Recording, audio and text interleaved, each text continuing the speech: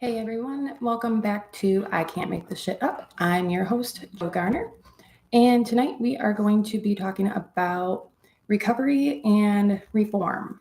Um, what recovery means to me and how it relates to what I do, how recovery has changed for me throughout the years, and also just the definition of recovery and what it means to me.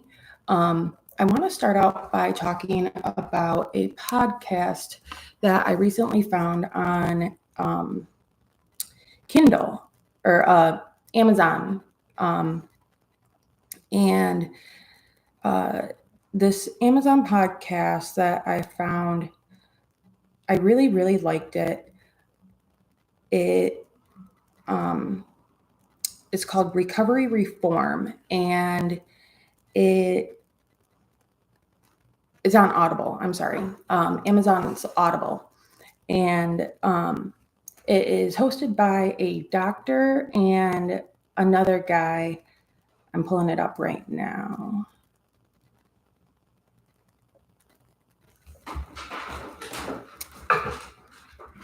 Let's see. So it's called Recovery Reform, Navigating Harm Reduction, Recovery, and Drug Policy. And it is,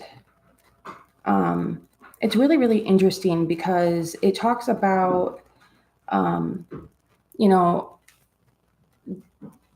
at least from what I gathered from the first episode, um, it's hosted by Macaulay Sexton, who is an accountability coach and alternative treatment industry professional with lived experience in active use and recovery, and Dr. Taylor Nichols, an emergency medicine and addiction medicine physician.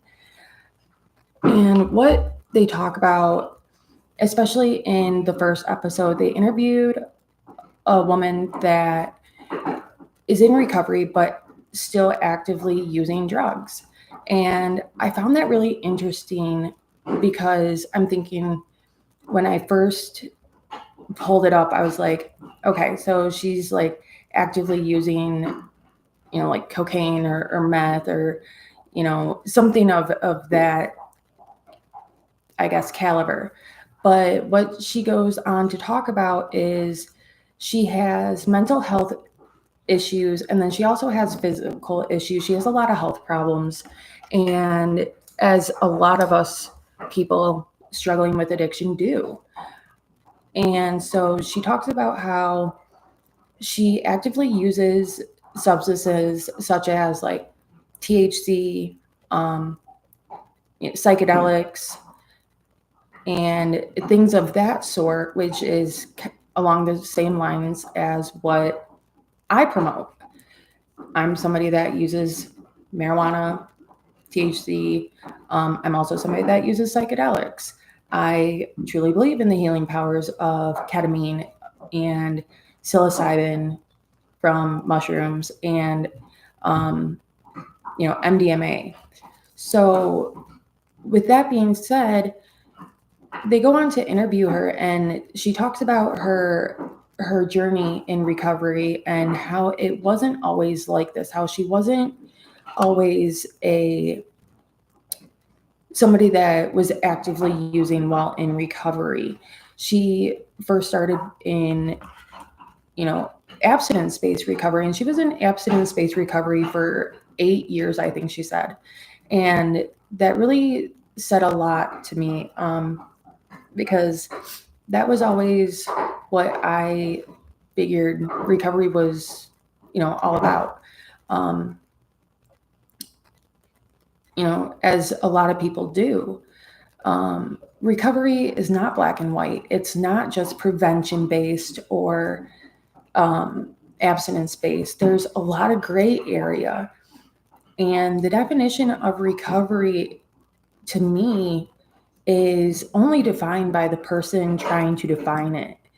So, whatever recovery looks like to them, to that person, that's what recovery is. Recovery is very much an individual type of, a way. Not everybody's recovery is going to be the same. You know, one person's recovery from opioid use disorder, such as mine, might be different from somebody else's. You know, there are people that use, for instance, kratom. I truly believe in kratom as well. Kratom is a plant that grows in Asia, and it has opioid like effects, and it's really, really good for pain management. It's really, really good for people that are detoxing from opioids. I truly believe in its healing powers and what it can do for a person. I've met I know one person that I've known a very, very long time, and probably the first person I ever really got to know that was in recovery from heroin, used kratom on a daily basis. He would drink it. He would make a tea out of it, and he said that if it wasn't for that, he would still be using. And that's something that really it's a really powerful thing for me, because when you believe that recovery is one thing majority of your life, and then find other ways to go about recovery, it's really interesting, because you have to unlearn all those things. And that's what the girl that was on this podcast goes on to say, that the unlearning process of everything that she had been taught with abstinence-based recovery was completely different. And with especially dealing with mental health issues, she was really just suicidal at the end of the day. And although being abstinent had, yes, changed her life significantly, she wasn't happy, and she wanted to die at the end of the day. What do you say to somebody that feels like that? You take away the drugs, and either medicate a person with psychiatric medications, which I have mixed feelings about, because I was one of those people that watched my mom be pumped full of psychiatric meds, and go through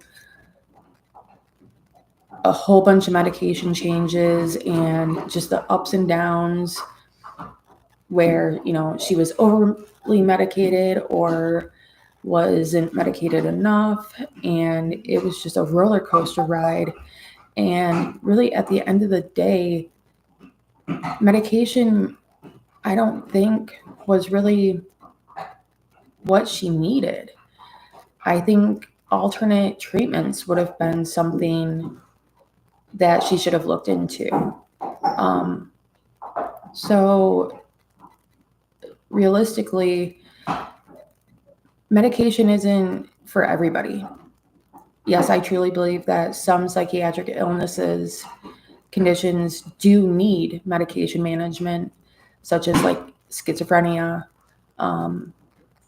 and some of the more severe psychiatric disorders. But for things like depression and anxiety, I truly feel that psychedelics and different alternative therapies are the way to go, such as THC and marijuana. I just want to point out that I'm not a physician. This is all based on my personal experience, and what I've learned throughout the years being in this field. Also from my background in the education that I've had. So just be aware that I'm not a physician, and don't take my advice and my opinions as medical, because I'm not there. This is all my personal experience and opinions, so just keep that in mind.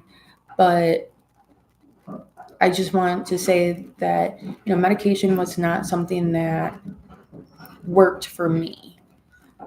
And I spent many, many years being medicated, and I feel like it just wasn't what I needed at the end of the day. And it wasn't until I found my recovery and how my recovery fit with my use of psychedelics and marijuana and what it did for me. So, going back to, recovery for each person individually, some people that, become, when you go through a treatment center, a traditional rehab, most of the time they don't teach you about harm reduction, and they don't teach you about recovery and how only the person defining it can define it for themselves. So, and really that's what we need treatment centers to do. As a government, the government itself makes, especially here in the US, we look at drugs as a criminal problem, which drugs are not a criminal problem. Drugs are a health problem. They are an issue that is, completely surrounded by health, and it's not a criminal justice problem. And when we start treating it as that, I think our problems will be much, much better. So, as far as the jails and prisons being overpopulated, the homelessness population, it's just a variety of things. But until drug policy changes and people stop dying, it's not going to do anything. We have to change the laws for these things to start, happening. And until that happens, Trump just cut billions of dollars from SAMHSA, from government funding for, Medicaid, for treatment. And that's really what we needed and what we do need in order to, treat the opioid epidemic. I had found a posting on Facebook where it was saying that Trump cut so many billions of dollars from, the government, and how basically he just does not care about people dying. He cut the Narcan. He cut the funding for first responders carrying Narcan. That right there shows so much. He doesn't care. He doesn't care that people are dying every day from overdose. And you just cut off the lifeline to what we need in order to stop opioid overdose deaths. And that's horrible. For people that, are on opioids and end up dying because first responders don't have the necessary medication to reverse the overdose, what's going to happen? People are going to die at a more rapid rate.